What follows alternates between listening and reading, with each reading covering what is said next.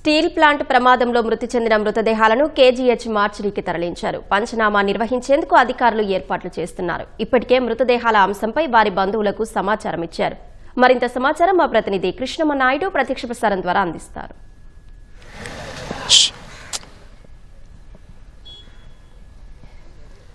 Visakha steel ప్లాంట్లో జరిగినటువంటి దుర్ఘటనలో మృతి చెందినటువంటి కార్మికుల మృతదేహాలను విశాఖ నగరంలో ఉన్నటువంటి కింగ్ జార్జ్ ఆసుపత్రికి తీసుకొచ్చారు. మొత్తం 8 మృతదేహాలను ఇక్కడ మార్చిరీలో పెట్టారు. అర్ధరాత్రి 2 గంటలు దాటిన తర్వాత ఈ మృతదేహాలన్నింటినీ కూడా అంబులెన్సుల్లో కేజీహెచ్కి తరలించారు. కేజీహెచ్కి తరలించిన తర్వాత ఆ ఘటనలో జరిగినటువంటి స్టీల్ ప్లాంట్లో జరిగినటువంటి ఘటనలో తీవ్రంగా మొత్తం అంటే కనీసం గుర్తుపట్టలేనంతగా కార్మికుల యొక్క శరీరాలు అయితే చనిపోయిన వారు అయితే మారిపోయినటువంటి పరిస్థితి అయితే ఉంది.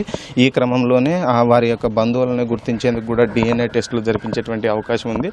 ఈ క్రమంలోనే ఇక్కడ పోలీసు ఉన్నతాధికారులతో పాటు ఆసుపత్రికి సంబంధించినటువంటి వైద్యులు కూడా ఇక్కడికి చేరుకున్నారు. ఇక్కడే మార్చిరీ దగ్గర కూడా కేజీహెచ్ సూపరింటెండెంట్ కూడా వాణి కూడా ఉన్నారు. సో ఆమె కూడా ప్రత్యక్షంగా ఇక్కడ ఉన్నటువంటి పరిస్థితులను అయితే పర్యవేక్షిస్తున్నటువంటి పరిస్థితి అయితే ఉంది. అటు పోలీసు శాఖతో పాటు రెవెన్యూ శాఖ, ఆసుపత్రి వర్గాలు కూడా ఈ యొక్క ఘటనకు సంబంధించినటువంటి దానిపైన పూర్తి స్థాయిలో సమాచారం సేకరించి మృతదేహాల యొక్క బంధువులను గుర్తించేటువంటి పనులు అయితే ఉన్నారు. గాయపడినటువంటి మొత్తం 6 మంది, అటు 7 హిల్స్లో 3, దీంతోపాటు కిమ్స్లో 3 క్షతగాత్రులు అయితే వారికైతే చికిత్స అయితే అందుతుంది. అందులో కూడా 2 యొక్క పరిస్థితి అయితే కార్మికుల పరిస్థితి విషమంగా ఉంది. మనము సూపరింటెండెంట్ గారితో మాట్లాడదాం. మేడం, ప్రస్తుత పరిస్థితి, ఈ మృతదేహాలను ఇక్కడ తీసుకొచ్చారు, ఫర్దర్గా ఏం చేయబోతున్నాం? ఇప్పటికైతే ఈ స్టీల్ ప్లాంట్లో చనిపోయిన వాళ్ళ మృతదేహాలు ఒక 8 మన దగ్గరకు వచ్చున్నాయి. ఆ 8 కూడా కొంచెం అంటే ఐడెంటిఫై చేయలేని పరిస్థితిలో ఉన్నాయి కాబట్టి DNA టెస్టింగ్కి తగ్గ ఏర్పాట్లు కూడా మనం చేస్తున్నాము. మన పోలీస్ నుంచి ఇంకా ఈ కాగితాలు అవి రావాలి, ఇంక్వెస్ట్ కాగితాలు రావాలి. ఫారెన్సిక్ టీం అంతా రెడీగా ఉంది. వాళ్ళ బంధువులు ఎవరైనా వచ్చి కొంతమంది ఏమైనా ఐడెంటిఫై చేస్తే ఓకే, అలా కాకపోతే DNAకి పంపిస్తాం. మేడం, ఈ మృతి చెందినటువంటి కార్మికులు ఎవరైతే ఉన్నారో వారి బంధువులను ఏమైనా రెవెన్యూకి సంబంధించినటువంటి సిబ్బంది గుర్తించారా? గుర్తించిన తర్వాత వారికి ఏమైనా సమాచారం ఏమైనా ఇచ్చారా? అంటే వాళ్ళ బంధువులు వచ్చారు. కొంతమంది దగ్గర మనం బ్లడ్ శాంపిల్స్ తీసుకున్నాము. కొంతమంది గుర్తిస్తున్నారు, మళ్ళీ కొంచెం అనుమానంగా ఉన్నారు. సో మళ్ళీ మిగిలిన బంధువులు కూడా తెస్తామంటున్నారు. సో యాజ్ ఆఫ్ నౌ అయితే ప్రస్తుతం 8 బాడీస్ ఉన్నాయి. పోలీస్ వాళ్ళు ఇంక్వెస్ట్ కాగితాలు రాగానే అయితే DNA దానికి కానీ లేదా వాళ్ళు ఐడెంటిఫై చేస్తే వాళ్ళకి బంధువులకు అప్పగించడం కానీ జరుగుతుంది. అయితే DNA టెస్ట్ చేయడానికి ఎంత సమయం పడుతుంది? DNA టెస్ట్ చేసిన తర్వాత ఎంత సమయానికి వారికి మృతదేహాలు? DNA టెస్ట్ అంటే మనం ఇక్కడ స్టర్నమ్ బోన్ అంటాం, అంటే ఛాతీలో ఉండే ఎముక, అది కానీ ఇక్కడ లాంగ్ బోన్ ఫీమర్ అంటాం, ఆ బోన్ కానీ లేకపోతే ఏదైనా మజిల్ పార్ట్ కానీ అవి తీసి మనం అక్కడ విజయవాడలో AP ఫారెన్సిక్ సైన్స్ ల్యాబొరేటరీకి పంపించాలి.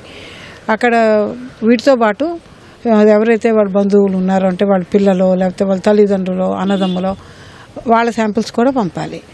సో ఏ శాంపుల్ ఈ DNAకి మ్యాచ్ అవుతుందని వాళ్ళు అసెస్ చేసి అప్పుడు ఐడెంటిటీ ఎస్టాబ్లిష్ చేస్తారు. అంటే ఒక మృతదేహానికి లేదా 2 మృతదేహాలకి సుమారుగా మొత్తం 8 మృతదేహాలు ఉన్నాయి కదా మేడం. ఈ యొక్క విజయవాడకి ఫోరెన్సిక్ ల్యాబ్కి పంపడానికి టెస్ట్ చేయడానికి ఎంత సమయం పట్టేటువంటి అవకాశం ఉంది మేడం? మొత్తం అంటే మనం ఇక్కడ శాంపుల్ తీసి పంపిస్తే మనం అంటే మామూలుగా ఎక్కువ టైమే పడుతుంది, కానీ వాళ్ళకి మేము ఫోన్ చేసి అడిగి ఈ సిచ్యువేషన్ చెప్పిన మీదట వాళ్ళు ఒక 3-4 డేస్లో ఇస్తాం చెప్పారు. అంటే మరి ఈ DNA గుర్తించకపోతే మృతదేహాలను ఇక్కడే పెట్టేటువంటి పరిస్థితి ఏమైతే ఉందో, మొత్తం ఈ PM చేయడానికి, పోస్ట్ మార్టం చేయడానికి ఎంత సమయం ఓవరాల్గా పట్టేటువంటి అంచనా ఉంది మేడం ప్రాథమికంగా? అంటే ఫస్ట్ మన DNA అనాలిసిస్ పంపాల్సి వస్తే ఈ బోన్స్ మనం చెప్పిన మెటీరియల్ అవి పంపిన తర్వాత ఐడెంటిటీ ఎస్టాబ్లిష్ అయినాక అప్పుడు పోస్ట్ మార్టం చేయడం జరుగుతుంది. ఒకవేళ వాళ్ళ బంధువులు ఎవరినో వచ్చి ఉన్న బాడీస్లో మా వాళ్ళు ఇదే అని ఐడెంటిఫై చేస్తే వాళ్ళకి ఈరోజే పోస్ట్ మార్టం చేసి పంపించేస్తాం. పోస్ట్ మార్టం చేసిన అనంతరం మనం ఇప్పటికే అంబులెన్స్లు ఏమైనా పెట్టామా? వారి స్వస్థలాలకు తరలించాం. మనకి మహాప్రస్థానం వెహికల్స్ ఉన్నాయి, మహాప్రస్థానం వెహికల్స్లో పంపిస్తాం. అయితే ఈ ఘటనలో తీవ్రంగా మృతి చెందినటువంటి బాడీస్ ఏవైతే ఉన్నాయో ఆ బాడీస్ని కనీసం గుర్తుపట్టలేనంతగా ఐడెంటిఫై చేయలేనంతగా ఉన్నాయని కూడా కేజీహెచ్ సూపరింటెండెంట్ వాణి చెబుతున్నారు. ఈ క్రమంలోనే బంధువులకు ఇప్పటికే సమాచారం ఇచ్చామని ఒక్కొక్కరిగా బంధువులు కూడా ఇక్కడికి కేజీహెచ్కి చేరుకుంటున్నారని కూడా చెప్తున్నారు. చేరుకున్న తర్వాత వారి దగ్గర నుండి డిఎన్ఏ టెస్ట్ కోసం శాంపుల్స్ సేకరించిన తర్వాత మృతదేహాల బాడీ పార్ట్లో ఉన్నటువంటి దాన్ని తీసి ఫోరెన్సిక్ ల్యాబ్ విజయవాడలో ఉన్న దానికి పంపిస్తామని కూడా చెబుతున్నారు. అంతేకాకుండా ఇక్కడికి వచ్చినటువంటి బాధితులు ఎవరైతే ఉన్నారో ఒక్కొక్కరుగా ఇక్కడికి బాధితులు అయితే చేరుకుంటున్నారు. వారికి సంబంధించినటువంటి వారి మృతదేహాలను కూడా ఐడెంటిఫై చేసేటువంటి పనులు అయితే ఉన్నారు. ఐడెంటిఫై చేసిన తర్వాత మృతదేహాలను కూడా తరలించేందుకు ఇప్పటికే వెహికల్స్ని అయితేనే పెట్టారు. మరోవైపు ఈరోజు ఉప ముఖ్యమంత్రి పవన్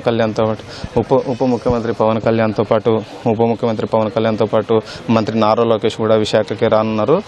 9 గంటల నుంచి 10 గంటల మధ్య ఇద్దరు కూడా విశాఖకి చేరుకొని మొదట 7 హిల్స్ ఆసుపత్రిలో ఉన్నటువంటి క్షతగాత్రులు ముగ్గురిని పరామర్శించి అనంతరం విశాఖ స్టీల్ ప్లాంట్కు కూడా వెళ్ళి ఘటన జరిగినటువంటి వివరాలు సంఘటనా స్థలాన్ని కూడా పరిశీలించున్నారు. అక్కడ విశాఖ స్టీల్ ప్లాంట్కి సంబంధించినటువంటి అధికారులను కూడా ఈ ఘటనపై ఆరా తీయనున్నారు. మరోవైపు బాధితులు కేజీహెచ్కి వచ్చేటువంటి ఏదైతే కొనసాగుతూ ఉంది. మొత్తం 8 మందికి సంబంధించినటువంటి బంధువులు అయితే ఒక్కొక్కరికి ఇక్కడికి చేరుకుంటున్నారు. ఆ బంధువులకు సంబంధించినటువంటి వివరాలను కూడా రెవెన్యూ సిబ్బంది, పోలీసు సిబ్బంది, ఆసుపత్రి కేజీహెచ్ వైద్యులు కూడా సేకరిస్తున్నారు. సేకరించినటువంటి అనంతరం ఫర్దర్గా ఉన్నటువంటి ప్రాసెస్ని అయితే మొదలు పెట్టనున్నారు. ఇది ఇక్కడ ఉన్నటువంటి తాజా పరిస్థితి. కెమెరామ్యాన్ సురేష్తో కృష్ణంనాయుడు, ఈటీవీ న్యూస్, విశాఖపట్నం నుంచి.